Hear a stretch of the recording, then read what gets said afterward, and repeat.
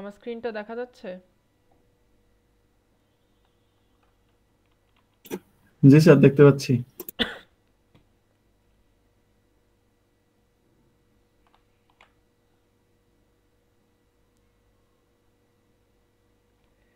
ওকে, আমরা হলো physical properties নিয়ে একটু কথা বলি। যে আমার যে মিনারেলটা পড়ছি সেই মিনারেলের ফিজিক্যাল প্রপার্টিজটা কি। ফিজিক্যাল প্রপার্টিজ যদি বলি তাহলে আমাদের ফিজিক্যাল ওয়ার্ডটা থেকে ফার্স্ট যে জিনিসটা মাথায় আসে কোনো জিনিসের, সেটা হলো আমাদের বাহ্যিক যে অবস্থাটা সেটা। আর কেমিক্যাল বলতে হলো আমাদের ইন্টারনাল যে অবস্থা সেইটা। সো আমাদের বাহ্যিক দিক থেকে আমাদের মিনারেলটা দেখতে কীরকম বা তার কী কী ধরনের প্রপার্টিজ আছে সেটা নিয়ে যে জায়গাতে আমরা কথা বলবো, that is known as physical properties of minerals. So আমাদের যদি ফার্স্ট প্রপার্টিজ নিয়ে আমরা বলি, the first one is that hardness. What is hardness? Hardness is a measure of the ease with which the surface of a material can be scratched. তার মানে কি? তার মানে আমরা যখন কোনো একটা ম্যাটেরিয়াল নিব, তার উপর যখন আমরা আঙ্গুল দিয়ে অথবা নখ দিয়ে অথবা কোনো চাকু বা ধারালো কোনো কিছু দিয়ে যখন আমরা কি করতে চাই যে ওটার উপর একটা স্ক্র্যাচ ফেলতে চাই, এই প্রপার্টিজটার নাম হলো হার্ডনেস। ঠিক আছে? সো হার্ডনেস প্রপার্টিজ বলতে যে আমার যে মিনারেলটা আছে সেইটা কতটুকু স্ক্র্যাচ নিতে পারছে বা সেইটা কতটুকু আমার ঘষাটা নিতে পারছে সেই জিনিসটা আমাদের বুঝায়। তাহলে আমরা যদি আসি,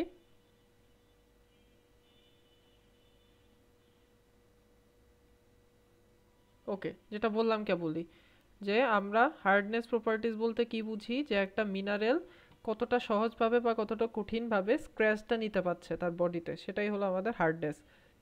আর হার্ডনেস যেটা, সেটাকে আমরা একটা স্কেলে ভাগ করি যাকে আমরা বলা হয় মোস স্কেল। ঠিক আছে? এই মোস স্কেলের ওপর ডিপেন্ড করে আমরা ওইটাকে একটা স্কেল নাম্বার দেই। মনে করেন যে আমার একটা মিনারেলের স্কেল নাম্বার 1 আর একটা মিনারেলের স্কেল নাম্বার 10। তাহলে যত বেশি স্কেল নাম্বার হবে তত বেশি ওইটার উপর স্ক্র্যাচ ফেলা আমাদের কঠিন হবে। ঠিক আছে? যেরকম আমার স্কেল নাম্বার দেখেন, ট্যাল্কের 1, জিপসামের ক্ষেত্রে 2। জিপসামের ক্ষেত্রে 2 এর ক্ষেত্রে কি বলছে? Finger nail. অর্থাৎ আমাদের যে আঙ্গুলের আমার যে নখ আছে সেই নখ দিয়ে আমরা জিপসামের উপর কি করতে পারবো? স্ক্র্যাচ ফেলতে পারবো। ঠিক আছে? ক্যালসাইটটা যদি বলি তাহলে কপার কয়েন দিয়ে আমরা এটার উপর স্ক্র্যাচ ফেলতে পারবো। সো এটা জাস্ট হলো আমাদের জাস্ট বেসিক কিছু আইডিয়ার জন্য এই টেবিলটা পড়তে পারেন। এই টেবিল মুখস্থ রাখার কোনো দরকার নেই। ঠিক আছে? আমরা পড়বো হার্ডনেস কাকে বলে এবং হার্ডনেস আমরা কিভাবে মেজার করি। তাহলে হার্ডনেস কাকে বলে আমরা বললাম যে একটা মিনারেলের ওপর আমি কত সহজে বা কত কঠিনভাবে সেটার উপর স্ক্র্যাচ ফেলতে পারি, this is known as hardness. এবং হার্ডনেসটা আমরা মেজার করি কাদের মাধ্যমে? মোস স্কেলের মাধ্যমে। মোস স্কেলকে আমরা ভাগ করি 10 ভাগে, 1 থেকে 10। সেইটুকু আমাদের জানলেই হবে। তাহলে এখানে এই যে এটার ছবি দেওয়া আছে যে কোন মিনারেল কীরকম। সো আমাদের এত ডিটেলস এগুলোর দরকার নাই। নেক্সট যেটা আসছে সেটা হলো ক্লিভেজ। তাহলে ক্লিভেজ জিনিসটা কি বলছে? Cleavage is the tendency of a crystal to split along planar surface. অর্থাৎ আমার যে ক্রিস্টালটা আছে, আমরা মিনারেল মানেই কি যে তার একটা ক্রিস্টাল আছে। ঠিক আছে? সো তার যে ক্রিস্টালটা আছে সেই ক্রিস্টালটা প্লেনার সারফেস বরাবর ভাগ হয়ে যাওয়াকে আমি কি বলছি? ক্লিভেজ বলছি। ঠিক আছে? The term cleavage is also used to describe the geometric pattern produced by such breakage. Cleavage varies inversely with bond strength. Strong bonds produce poor cleavage, while weak bonds produce good cleavage. ঠিক আছে? তার মানে হলো আমাদের bond যত strong থাকবে তত আমাদের ক্লিভেজটা কি হবে? পোর হবে। তার মানে ওটা আমাদের প্লেনার সারফেস বরাবর খুব সহজে ভেঙে যাবে। আর যত উইক বন্ড থাকবে তত আমাদের গুড ক্লিভেজ দিবে। ঠিক আছে? ওকে, তাহলে আমাদের এখানে আর কিছু দরকার আছে? আর কিছু দরকার নেই। আমরা এই যে এটা দেখি যে আমরা যখন সিলিকেট আয়ন নিয়ে কাজ করতেছি, সিলিকেট শীট নিয়ে, তখন আমাদের কি হচ্ছে যে আমাদের এই এর ক্রিস্টালটা হলো আমাদের মাঝখানে অ্যালুমিনিয়াম হাইড্রোক্সাইড শীট থাকে এবং দুই পাশে আমাদের কি থাকে? সিলিকেট শীট থাকে। আবার পটাশিয়াম আয়নের ক্ষেত্রে আমরা যদি দেখি এখানেও একটা কি হয়ে যায়? স্যান্ডউইচ হয়ে থাকে। তাহলে এই ধরনের ক্ষেত্রে আমাদের কি হয়? আমরা এই যে দেখেন যখন ভাঙছি, এইটা একটা প্লেন সারফেস, এইটা একটা প্লেন সারফেস, এই দুই প্লেন সারফেস বরাবর আমাদের কি হয়েছে? জিনিসটা স্প্লিট হয়ে গেছে। আমি যদি এই জায়গার অবস্থাটা দেখি তাহলে এখানেও এটা একটা প্লেন সারফেস, এটা একটা প্লেন সারফেস। অর্থাৎ আমাদের, আমি যদি, এটা আমাদের ক্রিস্টাল হয়, এর যে আমাদের স্প্লিটটা হবে সেটা এমনভাবে হবে যেন দুইটা আলাদা প্লেনে চলে যায়। ঠিক আছে? এমনভাবে হবে না যে দুইটা আলাদা আমাদের কি যে বস্তু ক্রিয়েট করে। ঠিক আছে? সো আমাদের দুইটা প্লেনে যখন ডিভাইড হয়ে যাবে that is known as cleavage. আমাদের ফ্র্যাকচারটা কি? Fracture is the tendency of a crystal to break along its irregular surface other than the cleavage plane, যেটাকে বলি বললাম যে আমাদের যদি ইরেগুলার ভাঙন হয়, আমি যদি ছবি দেখাই, ছবি আছে না? ছবি নাই। আমার যদি ইরেগুলার ভাঙন হয়, অর্থাৎ মনে করেন যে একটা গ্লাস নিলাম, গ্লাসটা আমি বাড়ি দিয়ে ভাঙলাম, তাহলে কি হয়ে গেল? সে দুটা গ্লাসের টুকরা আমার আলাদা হয়ে গেল, তাহলে এটাকে আমি বলবো ফ্র্যাকচার। ঠিক আছে? কিন্তু আমি মনে করেন যে একটা কি বলা যায় এটাকে, একটা ক্রিস্টাল নিলাম, যে ক্রিস্টাল আমি ভাঙার কারণে যেটা হইলো যে একদম প্লেনলি, মানে এটা একটা প্লেন ক্রিয়েট হয়ে গেল, এটা আর একটা প্লেন ক্রিয়েট হয়ে গেল, এবং এই প্লেনটা এটার উপরে বসানো, পাশে না। ঠিক আছে? উপরে বা নিচে বসানো, সেই ক্ষেত্রে সেটাকে আমি বলছি ক্লিভেজ। এটাই হলো আমাদের ক্লিভেজ এবং ফ্র্যাকচারের মধ্যে পার্থক্য। তাহলে ক্লিভেজটা কি বললাম? প্লেনার সারফেস বরাবর স্প্লিট হইলে ক্লিভেজ। ফ্র্যাকচারটা কি বললাম? যে ইরেগুলার সারফেস বরাবর ব্রেক হইলে বা ভাঙ্গন হইলে সেটাকে আমরা বলি ফ্র্যাকচার। লাস্টারটা কি বলছে? The way the surface of a mineral reflects light gives its characteristics luster, মানে হলো একটা মিনারেল কিভাবে লাইটটাকে রিফ্লেক্ট করবে। ঠিক আছে? যেরকম আমি যদি বলি metallic strong reflection produced by the opaque substances, যেরকম কোনো মেটালের উপর রোদ পড়লে কি হয়, যে সেটা আমাদের চোখে এসে আঘাত করে। ঠিক আছে? কারণ এই রিফ্লেকশনটা আমার অনেক বেশি থাকে। তাহলে একটা মিনারেল অথবা একটা আমাদের হচ্ছে হলো ক্রিস্টাল কতটুকু পরিমাণে লাইটকে সে রিফ্লেক্ট করতে পারে, এটার উপর ডিপেন্ড করে আমাদের হচ্ছে হলো লাস্টার প্রপার্টিসটা দেওয়া হয়েছে। ঠিক আছে? তাহলে লাস্টটা গেল। কালারটা কি বলছি? Colour of a mineral is imparted by light either transmitted through or reflected by crystal or irregular masses of the mineral. তাহলে কালারের মেইন জিনিসটা কি? কালারের মেইন জিনিস হচ্ছে হলো কোনো জিনিসের উপর যখন আমি আলো দেই, তখন সে কি করে, যে কিছু আলো শোষণ করে, কিছু আলো রিফ্লেক্ট করে। সে যে কালারটাকে রিফ্লেক্ট করে আমরা বলি যে ওর কালারটা এইটা। ঠিক আছে? সো কালার জিনিসটা এইটাই, যে আমাদের কিছু অংশ ট্রান্সমিটেড হয়ে যায় ভেতরে, শোষণ করে, কিছু অংশ আমাদের রিফ্লেক্টেড হয়। তাহলে আমার ক্রিস্টাল যে কালারটাকে রিফ্লেকশন করতেছে দ্যাট ইজ নোন অ্যাজ, ওইটা হচ্ছে হলো ওইটার কালার বা ওই ক্রিস্টালের কালার। ডেনসিটিটা কি বলছি? ডেনসিটিকে আরেকভাবে স্পেসিফিক গ্র্যাভিটি বলা হয়, যে পিওর ওয়াটার অ্যাট 4 ডিগ্রি সেন্টিগ্রেডের রেসপেক্টে ওই জিনিসটা কতটুকু ভারী বা কতটুকু ডেনসাইড, এটা হলো আমাদের ডেনসিটি। ক্রিস্টাল হ্যাবিটটা কি? ক্রিস্টাল হ্যাবিট হচ্ছে হলো আমাদের কোনো একটা মিনারেলের ক্রিস্টাল ফর্মেশনের যে হ্যাবিট, সেটা হলো ক্রিস্টাল হ্যাবিট। মনে করেন যে আমার যে কি আছে, যে একটা মিনারেলের crystal is a shape in which individual crystals or aggregate of crystal grow. মনে করেন যে আমার একটা পাথর আছে বা মিনারেল আছে, এই মিনারেলের আপনি যদি কি করেন, যে কাটতে থাকেন বা এটাকে যদি গ্রো করতে দেন, তাহলে দেখবেন যে এটা একটা নির্দিষ্ট শেপ বরাবর গ্রো করতেছে। যেরকম ডায়মন্ড, আমাদের সারা পৃথিবীর সব ডায়মন্ডের শেপ একই রকম। ঠিক আছে? এটার কোনো চেঞ্জ নাই। সো এটা হলো ক্রিস্টাল হ্যাবিট, যে যার যে ধরনের শেপ, সে কি করে সেই ধরনের শেপে আপনার গ্রো করতে থাকে। সো এটা হলো আমাদের ক্রিস্টাল হ্যাবিট। তাহলে কয়টা ফিজিক্যাল প্রপার্টিস বলছি? 7টা ফিজিক্যাল প্রপার্টিস। আমি যদি সবগুলো আরেকবার করে ওভারভিউ দেই, the first one is that hardness. হার্ডনেসটা কি বলছিলাম, যে হাউ ইজি আর how difficult is to scratch a mineral. ঠিক আছে? যে একটা মিনারেলে স্ক্র্যাচ করা কতটা সহজ বা কতটা কঠিন। ক্লিভেজটা কি বলছিলাম, যে if the mineral is split along is planar surface then it is known as cleavage. And third one কি বলছিলাম? Fracture. If the tendency of a mineral is fracture is to, আমার হচ্ছে হলো ইরেগুলার সারফেস বরাবর, যে if the tendency of a crystal is to break along the irregular surface then it is known as fracture. 4 নাম্বারটা কি বললাম? Lustre. The way a mineral reflects lights is known as lustre. তারপরটা কি বলছি? Colour. কালারটা কি বলছি? যে some light is transmitted through the mineral and some is reflected by the mineral, this is known as color. ঠিক আছে? যে যতটুকু সে রিফ্লেকশন করতেছে বা যে আলোটাকে সে রিফ্লেক্ট করতেছে। ডেনসিটিটা কি বলছি? Density also defined as the specific gravity, যেটা আমার হলো weight of a mineral divided by the weight of an equal volume of water, মানে 4 ডিগ্রি সেন্টিগ্রেডে যে পিওর ওয়াটার থাকে তার যে ডেনসিটিটা থাকে, সেটা দিয়ে যদি আমি কি করি, যে কোনো মিনারেলের ওয়েটকে যদি সেটা দিয়ে ভাগ দেই, then we can get the value of density of that mineral. What is crystal habit? Crystal habit is the habit of a crystal to grow in a specific shape. ঠিক আছে? কোনো একটা নির্দিষ্ট শেপে গ্রো করার যে হ্যাবিটটা, that is known as crystal habit. Okay, আমাদের এগুলো আর পড়ার দরকার নাই, এগুলো অনেক ধরনের কথাবার্তা লেখা আছে। সো আমরা এগুলোকে ইগনোর করতেছি, করে আমরা হচ্ছে হলো নেক্সট ইয়াতে চলে যাচ্ছি। তাহলে আমাদের এই যে এই স্লাইডটার কোন পর্যন্ত পড়াইছি স্যার? আমি শুধু ফিজিক্যাল প্রপার্টিজ পর্যন্ত করাইছি, এই পর্যন্ত 63 পেজ পর্যন্ত। ঠিক আছে, এরপর আর আমরা এই স্লাইডে কিছু পড়বো না, কারণ আমাদের অনেক বেশি পরিমাণে পড়া এখনো রয়ে গেছে। ঠিক আছে, আমরা আমাদের নেক্সট স্লাইডে চলে যাই, দ্যাট ইজ মাইনিং প্রবলেম। এটা খুবই সহজ একটা স্লাইড। তাহলে মাইনিং প্রবলেমটা কি? মাইনিং অর্থটা কি? মাইনিং অর্থ হচ্ছে হলো, সাপোজ আমার কাছে একটা ম্যাপ আছে, সেই ম্যাপে আমি দেখলাম যে আমাদের এই জায়গাতে এক্স একটা শহর বা এক্স একটা জায়গা বা ল্যান্ড, যেখানে আমি দেখলাম যে এর নিচে আমার কি আছে, যে ভ্যালুয়েবল ম্যাটেরিয়াল আছে। This can be gold, this can be mineral, this can be coal, মানে কয়লা, যে কোনো কিছু হইতে পারে, but the material is so much valuable. So এইটা হলো মাইনিং। তখন আমরা কি করি, যে মাটি খোঁড়া শুরু করি। মাটি খুঁড়ে যতক্ষণ না আমরা ওই স্যার ম্যাটেরিয়ালটা... মিনারেলটা কি? হ্যাঁ, বুঝি নাই। স্যার বললাম যে মিনারেলটা কি, এটা কি তেল নাকি? মিনারেলটা কি, এটা তো আমি লাস্ট দিনই আলোচনা করছি। এটা তেল হবে কিসের জন্য? মিনারেলটা কি সংজ্ঞায় যান। মিনারেল আমি তো প্রথম দিনই আলোচনা করছি, যে এটা একটা সলিড ম্যাটেরিয়াল যার একটা নির্দিষ্ট কেমিক্যাল কম্পোজিশন এবং ক্রিস্টালাইন আছে। যেরকম ডায়মন্ড আমার একটা মিনারেল, ঠিক আছে, বা গ্রাফাইট আমার জি একটা স্যার, মিনারেল। বুঝতে পারছি। জি জি, ওকে, বুঝতে পারছি। তাহলে এখন আমি কি বললাম, যে আমার যদি মাটির নিচে কি থাকে, যে আমার ভ্যালুয়েবল কোনো ম্যাটেরিয়াল থাকে যেটা আমার দরকার, ঠিক আছে, যার একটা নির্দিষ্ট পরিমাণ কি আছে, যে ইকোনমিক ভ্যালু আছে।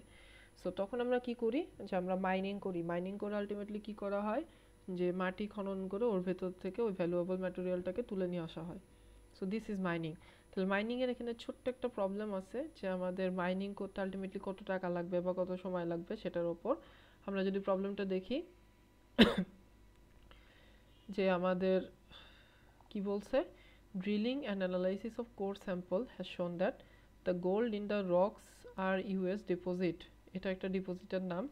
তারা যদি সার্চ দেন তাহলে এই ডিপোজিট সম্পর্কে পাবো আমরা।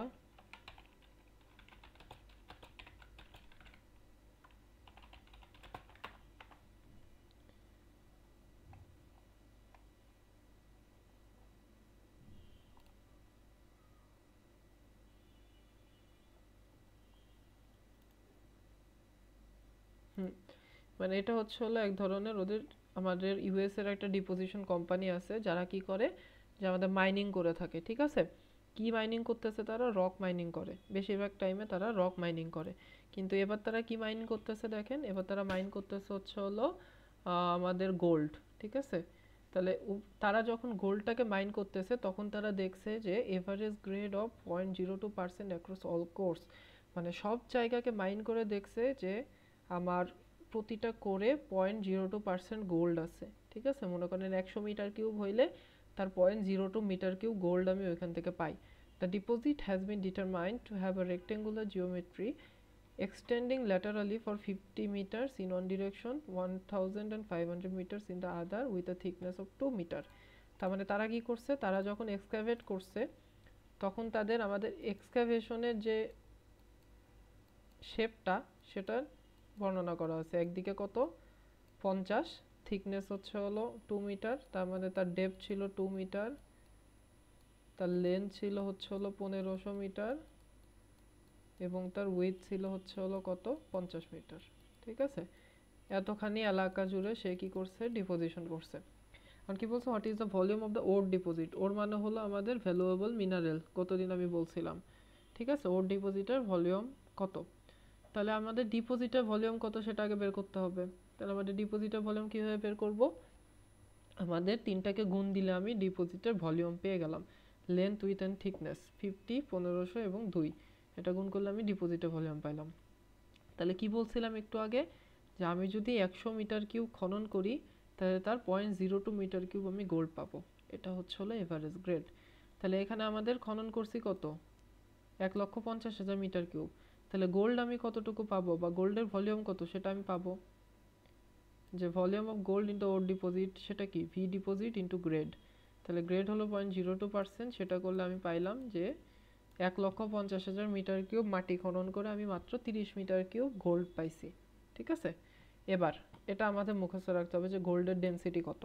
তাহলে আমি জানি যে আমার গোল্ডের ডেনসিটি হলো 19 গ্রাম পার সেন্টিমিটার কিউব, অথবা আমি যদি আউন্সে ক্যালকুলেট করি তাহলে 6800 আউন্সেস পার মিটার কিউব। এটা আমাদের মুখস্থ রাখতে হবে গোল্ডের ক্ষেত্রে। তাহলে গোল্ডের ক্ষেত্রে এটা হলো ডেনসিটি। তাহলে ডেনসিটি মানে কি, rho is equal to M divided by V. তাহলে আমি যদি রো এর সাথে ভি গুণ দেই তাহলে কি পাবো, এম পাবো। এম মানে কি, মাস, অর্থাৎ এখানে কিসে আছে, ভলিউমে আছে, আমি ওইটাকে মাসে কনভার্ট করব।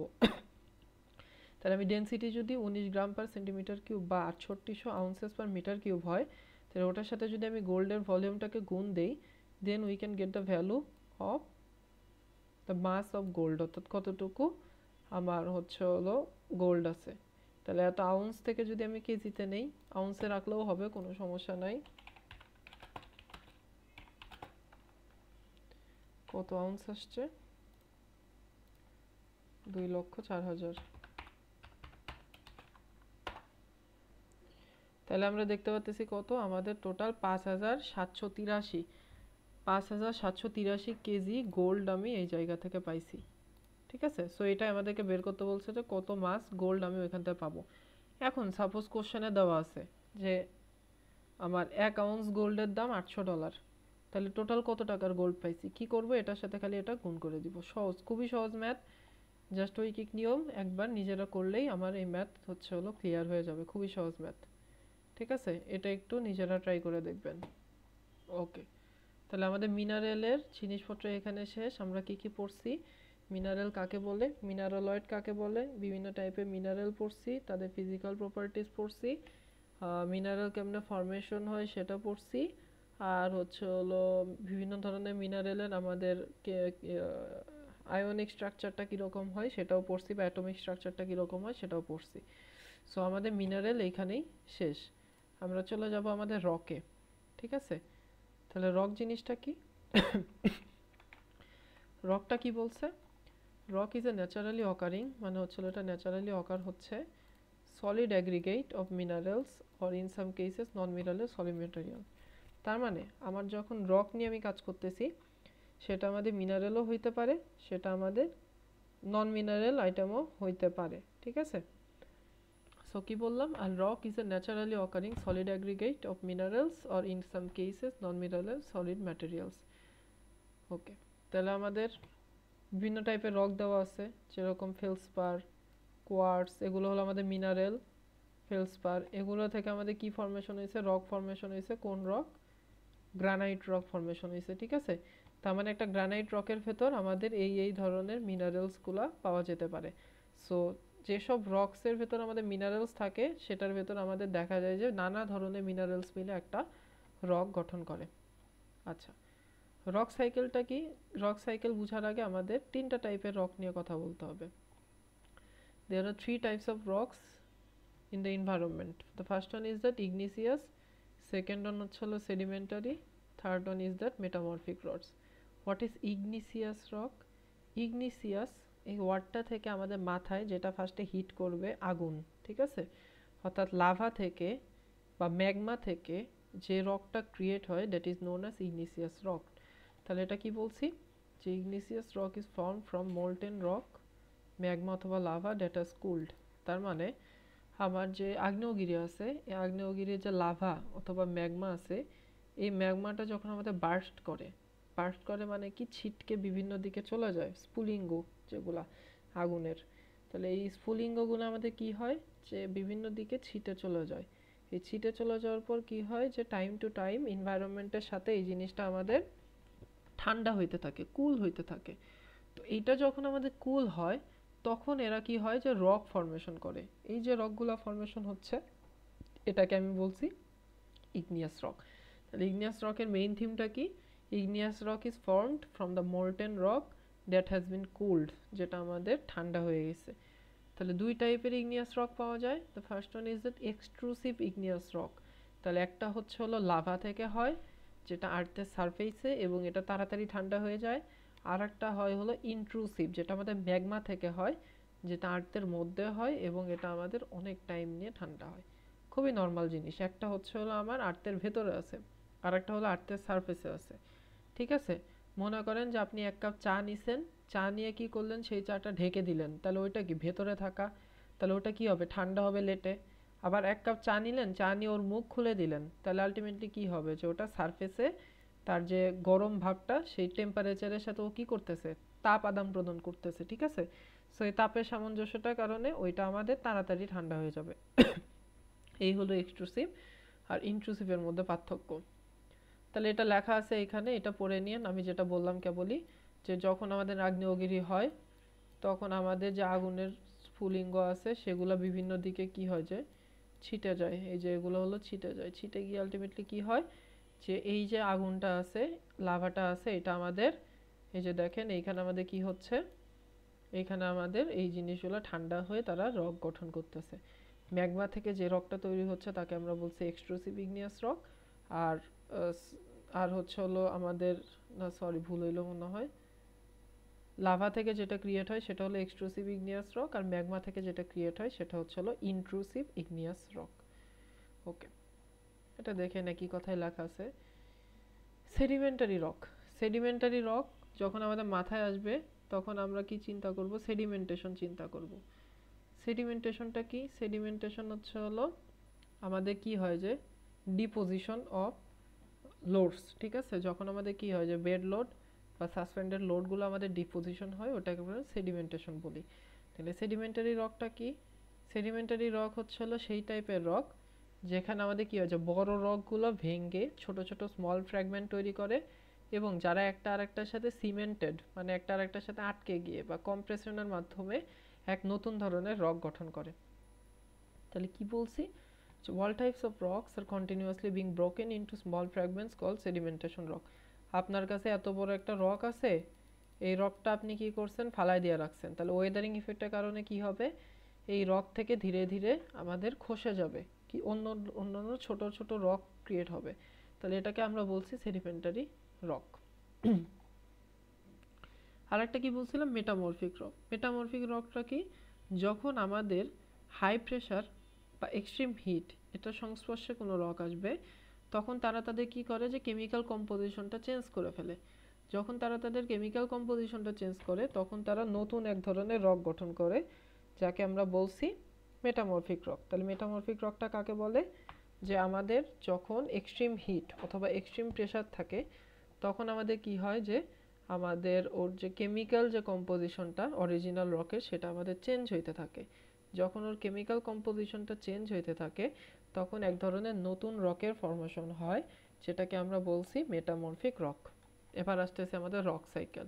তাহলে রক সাইকেল এত ডিটেলস এখানে পড়ার দরকার নেই, আমরা রক সাইকেল বলতে এটাই পড়ব, ঠিক আছে।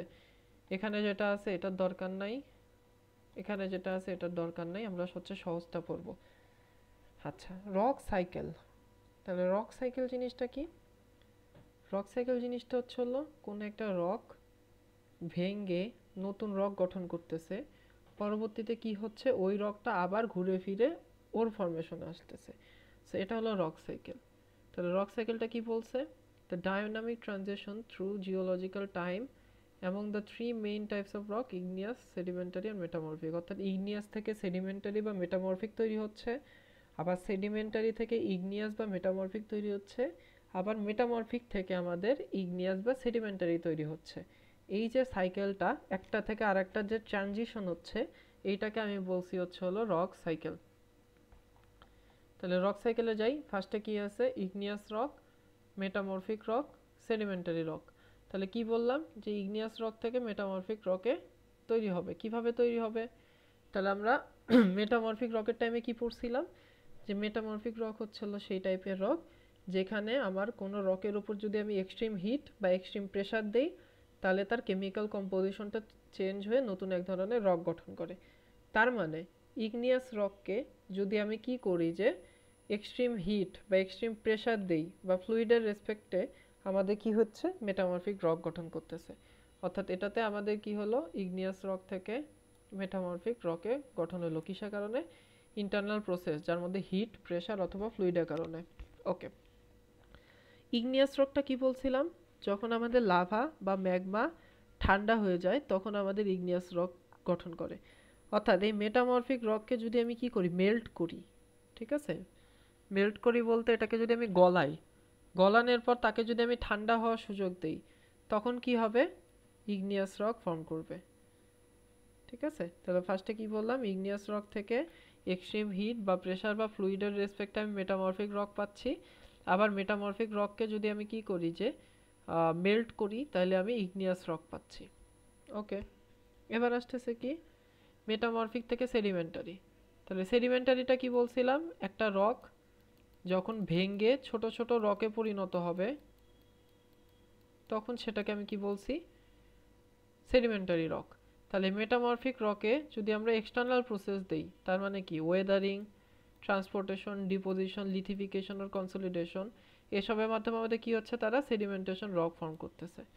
আবার সিমিলারলি সেডিমেন্টারি রকে যদি আমরা কি করি, যে এক্সট্রিম হিট দেই বা প্রেসার দেই বা ফ্লুইডের রেসপেক্টে, তারা কি গঠন করে, মেটামরফিক রক গঠন করে। ওকে, আবার আসি ইগনিয়াস রক। তাহলে ইগনিয়াস রকের ক্ষেত্রে কি হচ্ছে, যে এক্সটার্নাল প্রসেস, অর্থাৎ ইগনিয়াস রক যদি আমার ভাঙে বা ওয়েদারিং হয় বা হচ্ছে হলো ট্রান্সপোর্টেশন করি, এক জায়গা থেকে আরেক জায়গায় নিয়ে যাই, সেক্ষেত্রে আমাদের দেখা যায় যে সেডিমেন্টারি রক এই জায়গাতে ফর্ম করতেছে। কিন্তু সেডিমেন্টারি রক থেকে আমি সরাসরি কিসে যেতে পারতেছি না, মেল্টিং এর মাধ্যমে ইগনিয়াস রকে যেতে পারতেছি না। কেন পারতেছি না? কারণ সেডিমেন্টারি থেকে মেটামরফিকের দিকে চলে যায়। যদি আমি ওইটাকে এক্সট্রিম হিট বা প্রেসার দেই, তাহলে সেডিমেন্টারি থেকে মেটামরফিকের দিকে চলে যায়, ইগনিয়াসের দিকে খুব কম যায়। ঠিক আছে, তাহলে এটা হলো রক সাইকেল, যে একটা রক থেকে আমাদের আর একটা রক কিভাবে ফর্মেশন হতে পারে। তাহলে আমি যদি বলি যে ডেসক্রাইব রক সাইকেল, তাহলে এই পেজে যতটুকু ইনফরমেশন আছে ততটুকু ইনফরমেশন দিলেই আমার হয়ে যাবে। ঠিক আছে, এই যতটুকু পড়াইলাম ততটুকু ক্লিয়ার হয়েছে সবার? কোনো প্রবলেম আছে এই 3টা স্লাইড নিয়ে? না স্যার, বুঝতে পারছি। সবাই বুঝতে পারছি?